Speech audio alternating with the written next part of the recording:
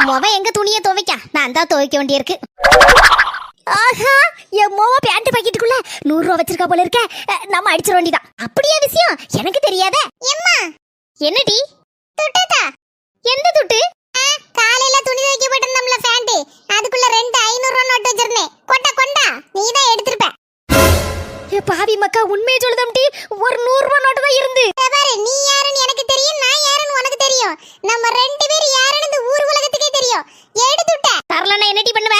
அன்னைக்கு அண்ணி pant packet துவைக்கும் போது அதுல இருந்து ஒரு 1000 ரூபா ஆட்டைய போட்டேல்ல, அத நான் 2 கண்ணால பாத்துட்டேன். கொண்டா துட்டை எடு. ஆறேன்.